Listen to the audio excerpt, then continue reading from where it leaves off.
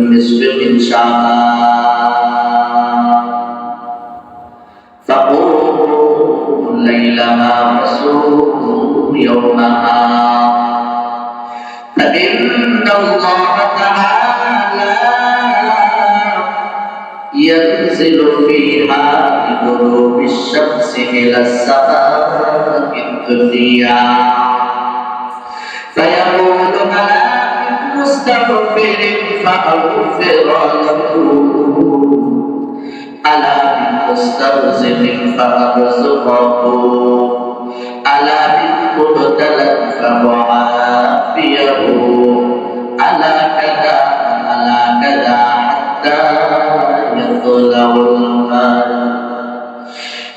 حضرت علي রাদিয়াল্লাহু আনহু বলেন আল্লাহ নবী সাল্লাল্লাহু আলাইহি ওয়াসাল্লাম বলেছেন ইদা কানা লাইলাতুল নিসফি মিন শাবান যখন নিসফে শাবানের রাত আসে শাবান মাসের প্রথম ভাগের রাত পরবর্তী রজনী ওই রাত তোমাদের কাছে আসবে ফাকুমু লাইলাহা তোমরা ওই রাত্র থেকে ইবাদত বন্দেগীর মধ্যে কাটাও তোমরা এই রাত্রি থেকে ইবাদত করতে কাটাও এই রাত্র থেকে তোমরা আল্লাহর ইবাদত করো ইবাদত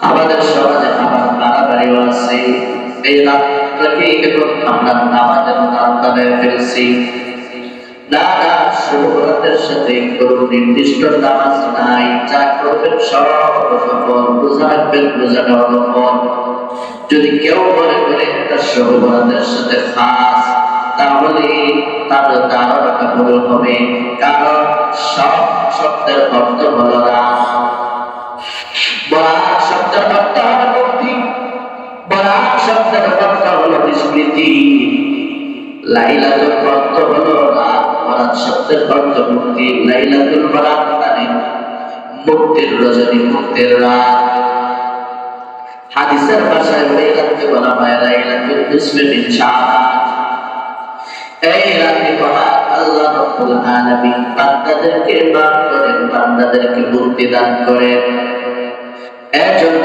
মুক্তির রজনীতে আমাদের উচিত হলো আল্লাহর কাছে মুক্তি চাওয়া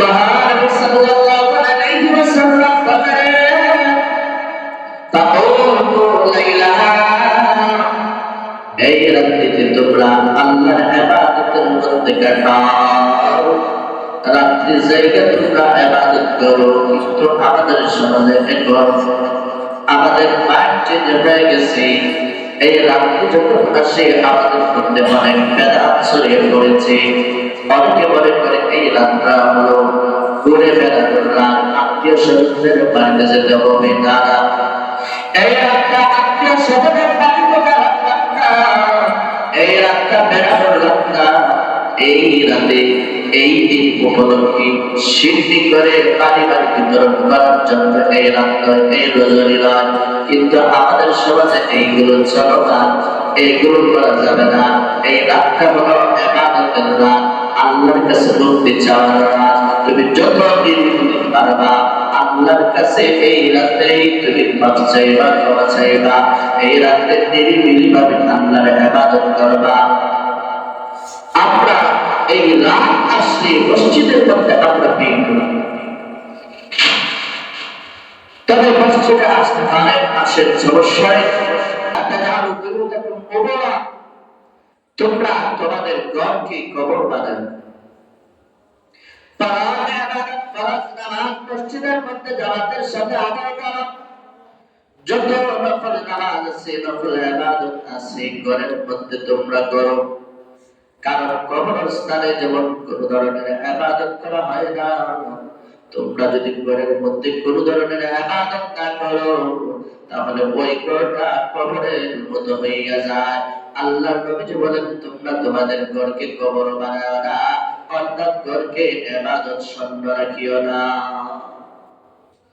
তাহলে ফরজ নামাজ জামাতের সাথে আদায় করার পরে দোয়া জিকির করার পরে সারা রাত আমরা বাড়িতে কাটানোর চেষ্টা করব ইবাদতের মাধ্যমে। তবে আমাদের সমাজে অনেকের ঘরে হয়তো জায়গা নেই, এজন্য যাদের জায়গার সংকট, আমরা ওই সমস্ত ব্যক্তিরা আমরা মসজিদের মধ্যে ইবাদত করব।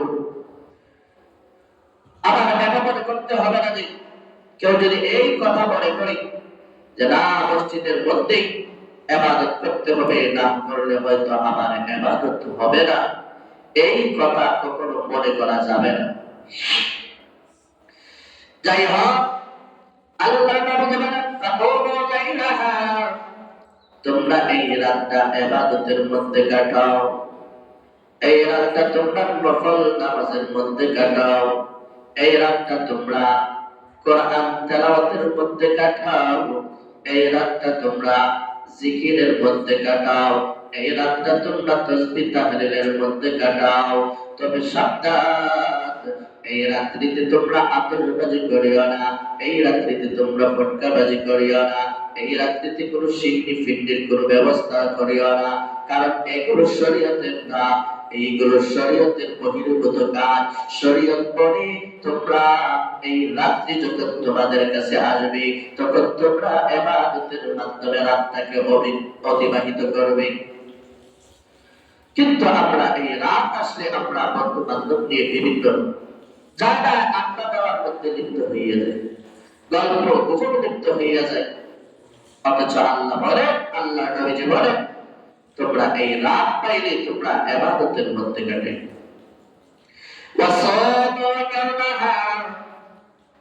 দুই নম্বর আমল হলো পরের দিন তোমরা রোজা রাখবা। তবে এই কথা মনে করবা না যে এই রোজাটা হয়তো শবে বরাতের জন্য খাস না। শবে বরাতের জন্য কোনো নির্দিষ্ট রোজা নাই, নির্দিষ্ট নামাজ নাই, সব হলো নফল, নফলের অন্তর্ভুক্ত, মুস্তাহাব। আপনি রোজা রাখবেন মুস্তাহাব নফল, আপনি নামাজ পড়বেন নফল। আমাদের সমাজে অনেক আছে বলে শবে বরাতের রাত আসছে, ওই রাত্রে নামাজ পড়তে হবে, একবার সূরা ফাতিহা, তিনবার সূরাতুল ফালাক রাকাতে পড়তে হবে না, এমন কোনো নিয়ম নাই। আমরা যেইভাবে সাধারণত নফল নামাজ পড়ি এইভাবে আমরা নামাজ আদায় করব, এটাই হলো নিয়ম। অন্য কোনো নিয়মে নামাজ পড়তে হবে না, অন্য কোনো নিয়ত নাই বলে শবে বরাতের নামাজের নিয়ত করা হয় আলাদা। আমাদের সমাজে মহিলাদের কাছে এইটা আরো বেশি। এজন্য সাবধান, নিজে সাবধান এবং নিজেকে সাবধান করতে হবে। আমার পরিবারের মধ্যে যদি আমি কোনো অন্যায় দেখি, এর দায়িত্ব আমার, আমি তাদেরকে সাবধান করা, সতর্ক করা, তাদেরকে জানাবো। বলে ইবাদত করবো ঠিক, কিন্তু এভাবে না। আল্লাহ নবী যে আমাদেরকে যেইভাবে শিক্ষা দিয়েছে এইভাবে ইবাদত করব। আল্লাহ নবী যে বলেছেন এই রাত্রে ইবাদত করো, রাত্রি জাগরণ করো, এই রাত্রে নফল ইবাদতের মাধ্যমে, নামাজের মাধ্যমে, কোরআন তেলাওয়াতের মাধ্যমে রাত্রিটা অতিবাহিত করো। 2 নম্বর পরের দিন রোজা রাখো। وصوموا يومها فإن الله تعالى ينزل فيها لغروب الشمس إلى السماء الدنيا। আল্লাহ নবী বলে এই রাত্রে যখন সূর্যটা ডুবে যায়, ডুবে যাওয়ার সাথে সাথে মহান রব্বুল আলামিন দুনিয়ার প্রথম আসমানে চলে আসেন। সুবহানাল্লাহ। অন্য রাত্রিতে মহান রব্বুল আলামিন রাতের শেষ ভাগে আসেন। এজন্য তাহাজ্জুদ নামাজের কথা বলা হয়, গুরুত্ব দেওয়া হয়। নফল নামাজের মধ্যে গুরুত্বপূর্ণ নামাজ হলো তাহাজ্জুদের নামাজ। কারণ প্রতিদিন মহান আল্লাহ তাহাজ্জুদের সময় দুনিয়ার আসমানে আয়েশা আল্লাহর বান্দাদেরকে ডাকতে থাকে, হে আমার বান্দারা, কে কিভাবে আছো? আমি আল্লাহর কাছে ক্ষমা চাও, আমি আল্লাহ ক্ষমা করে দিব। তোমাদের মধ্যে যদি কেউ অভাবে থাকে, আমি আল্লাহর কাছে অভাব থেকে মুক্তি চাও, আমি আল্লাহ তোমাদেরকে অভাব থেকে মুক্তি দান করব। কেউ যদি পেরেশানির মধ্যে থাকি, আমি আল্লাহর কাছে বলতে চাই, আমি তাকে পেরেশানি মুক্ত করে দেব। কিন্তু সূর্য ডোবার সাথে সাথে আল্লাহ দুনিয়ার আসমানে চলে আসে। আয়েশা বলেন, আলা বিস্তাগফিরিন ফাগফির লাহু, কেউ কি তার গুনার জন্য ক্ষমা চায়, আমি আল্লাহর কাছে তার গুনার জন্য ক্ষমা চাইলে আমি আল্লাহ তার জীবনের গুনাহগুলি মাফ করে দিব। আলা বিস্তাগফিরিন ফাগফির, আল্লাহ নবীজি বলেন, আল্লাহ রাব্বুল আলামিন বান্দাকে উদ্দেশ্য করে বলেন, হে আমার বান্দা, তোমাদের মধ্যে কি কেউ আমার কাছে রিজিক চাবে ওয়ালা আছে? আমি আল্লাহর কাছে রিজিক চাইবে, আমি আল্লাহ তাকে রিজিক দান করব। আলা ইন্নাকা ফাআফিয়াহু, আল্লাহ রাব্বুল আলামিন, আল্লাহর নবীজি বলেন, আল্লাহ রাব্বুল আলামিন বান্দাকে বলি, আছে কি কেউ মুসিবতগ্রস্ত ওয়ালা, বিপদের মধ্যে আছে, পেরেশানির মধ্যে আছে, এইভাবে এক একটা বিষয় উল্লেখ করে আল্লাহ বলতে থাকেন বান্দাকে, হে আমার বান্দা, তুমি আমার কাছে মুক্তি চাও, আমি আল্লাহ তোমাকে মুক্তি দান করব। তুমি রোগগ্রস্ত, তুমি বেমারি, আমি আল্লাহর কাছে বেমার থেকে মুক্তি চাও, আমি আল্লাহ তোমাকে শিফা দান করব। তুমি অভাবী, তুমি ঋণগ্রস্ত, তুমি ঋণ থেকে মুক্তি চাও, আমি আল্লাহ তোমার ঋণ পরিশোধের ব্যবস্থা করে দিব।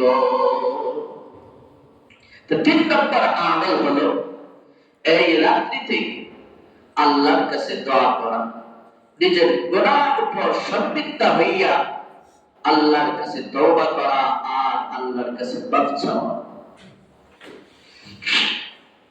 আর ফেরেশতা হযরত জিবরাইল আলাইহিস সালাতু ওয়াস সালাম আল্লাহ নবীর কাছে আসলেন, আয়েশা বললেন, ও পয়গম্বর, আপনি আকাশের দিকে মাথাটা উঠান।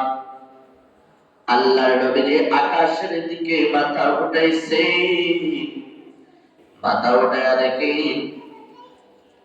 জান্নাতের ৮টা দরজা খোলা, প্রত্যেকটা দরজায় একজন করে ফেরেশতা দাঁড়ানো। প্রত্যেক ফেরেশতা ঘোষণা দিচ্ছে সুসংবাদ ওই ব্যক্তির জন্য যে ওই রাত্রির মধ্যে রুকুন করতেছে। দ্বিতীয় দরজা দ্বারা একজন ফেরেশতা ঘোষণা দিতেছে ওই ব্যক্তির জন্য সুসংবাদ, যে ব্যক্তি ওই রাত্রির মুঠা সেজদার মধ্যে কাটিয়েছে। তৃতীয় দরজা একজন ফেরেশতা ঘোষণা দিতেছে ওই ব্যক্তির জন্য সুসংবাদ, যে ব্যক্তি ওই রাত্রিতে আল্লাহর কাছে দোয়ার মধ্যে লিপ্ত আছে। চতুর্থ দরজা একজন ফেরেশতা দ্বারা ঘোষণা দিতেছে ওই ব্যক্তির জন্য সুসংবাদ, যে ব্যক্তি ওই রাত্রিটা জিকিরের মধ্যে অতিবাহিত করতেছে। পঞ্চম দরজার মধ্যে দ্বারা একজন ফেরেশতা ঘোষণা দিতেছে ওই ব্যক্তির জন্য সুসংবাদ, যে ব্যক্তি আল্লাহর ভয়ে ওই রাত্রিতে কান্নাকাটিতে লিপ্ত আছে। ষষ্ঠ দরজার দ্বারা একজন ফেরেশতা ঘোষণা দিতেছে সমস্ত মুসলমানের জন্য সুসংবাদ। সপ্তম দরজায় দ্বারা একজন ফেরেশতা ঘোষণা দিতেছে আছে কি ওই রাত্রিতে কোন দরখাস্ত করাওয়ালা, আল্লাহর কাছে ওই ব্যক্তি যে দরখাস্ত করবে মহান আল্লাহ তার ওই দরখাস্তকে কবুল করবে। অষ্টম দরজায় দ্বারা একজন ফেরেশতা ঘোষণা দিতেছে আছে কি কোন বাচ্চা নেওয়ালা, আল্লাহর কাছে মাফ চাইবে, মহান আল্লাহ রব্বুল আলামিন তার জীবনের গুনাহগুলিকে মাফ করে দিবে। এইভাবে মহান আল্লাহ রব্বুল আলামিন বান্দাদেরকে ডাকে। ইবাদতের কিছু সিজন আছে, যেমন ভাবে ব্যবসার কিছু সিজন আছে, সিজনে অনেক ব্যবসা হয়। ঠিক তদ্রূপভাবে আপনি যদি ইবাদতের সিজনে ইবাদত করেন, তাহলে আপনার ইবাদতের পরিমাণটাও বেশি হবে। আল্লাহ নবী সাহাবী আয়েশা রাদিয়াল্লাহু আনহা বর্ণনা করেন, আল্লাহর নবীজি রাতে আবার ঘরে আসছেন।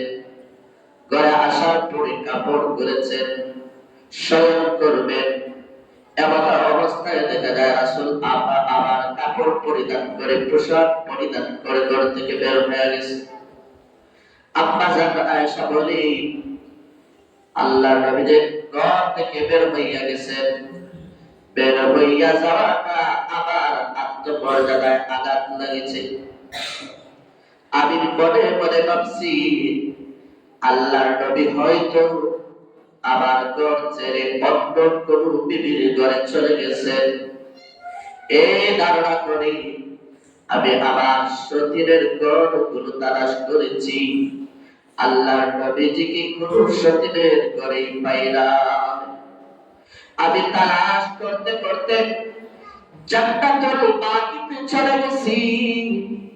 আল্লাহ নবী সাল্লাল্লাহু আলাইহি ওয়াসাল্লাম জান্নাতুল বাকি গুরুস্থানের পাশে দাঁড়ায়, কবরস্থানের পাশে দাঁড়ায় তামাম উম্মতের জন্য, মুমিনদের জন্য, শহীদদের জন্য, যারা দুনিয়া ছেড়ে চলে গেছে, সমস্ত মুমিন মুমিনাতের জন্য আল্লাহর কাছে কান্নাকাটি করতেছেন, আল্লাহর কাছে ক্ষমা চাইতেছেন।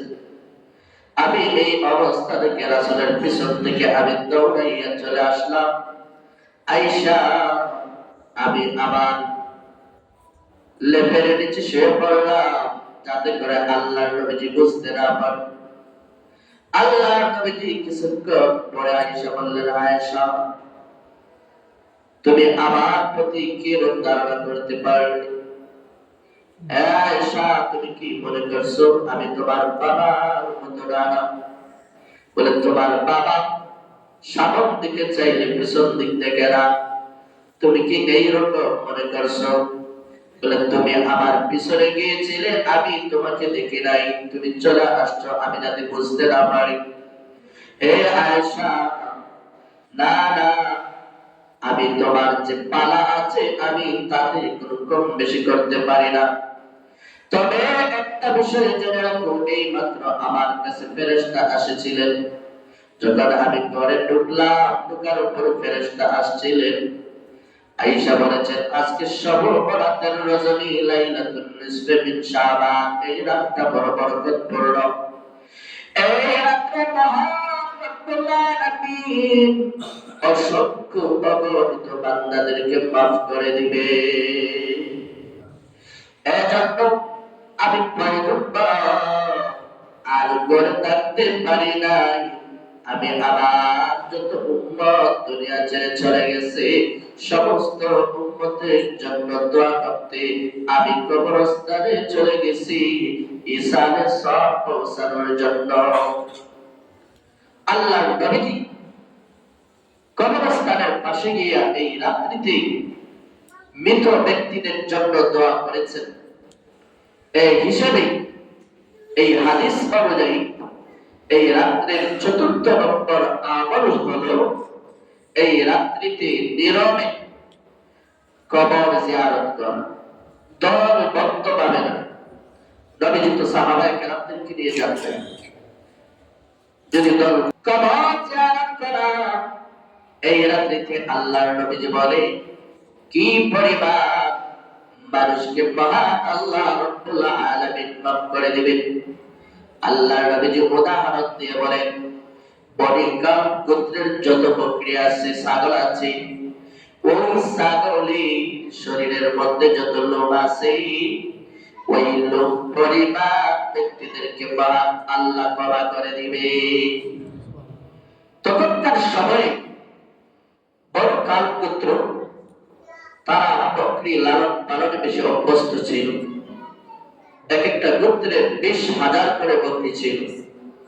একটা বকরির শরীরে কি পরিমাণ লোক থাকে সেটা গণনা করা সম্ভব না।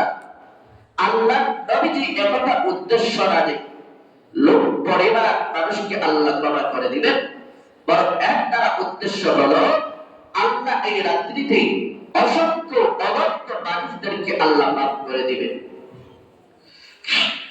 এই রাতটা স্পেশাল রাত, তবে এই রাত্রি মনে করা যাবে না যে এই রাতটা শবে কদরের চেয়ে শ্রেষ্ঠ। আমরা যদিও না মনে না করি, কিন্তু আমাদের অবস্থা এমনই বোঝায় যে শবে কদরের চাইতে বড় হয় শবে বরাতের মর্যাদা অনেক বেশি। কারণ শবে কদরের রাত্রিতে আমাদের মসজিদে কিন্তু শবে বরাতে যেই রকম লোক হয়, শবে কদরের রাত্রিগুলিতে এইরকম লোক দেখা যায় না। তাহলে অবস্থায় বোঝা যায় শবে বরাতের মর্যাদা আমাদের কাছে বেশি, আর শবে কদরের মর্যাদা আমাদের কাছে কম। আপনি যদি 1000 কোটি শবে বরাত বরং শবে বরাতের রাত্রিতে জায়গা ইবাদত করে, তারপরেও একটা শবে কদরের রাত্রিতে ইবাদত করলে যেই পরিমাণ সওয়াব হবে তার সম পরিমাণ হবে। আপনি সারা বছর ইবাদত করলে যেই পরিমাণ সওয়াবের অংশীদার হবে, রমজানের এক রাত্রিতে ইবাদত করলে তার চেয়ে বেশি সওয়াবের অংশীদার হবে। এজন্য প্রত্যেকটা মর্যাদা তার স্তরের মধ্যে রাখতে হবে।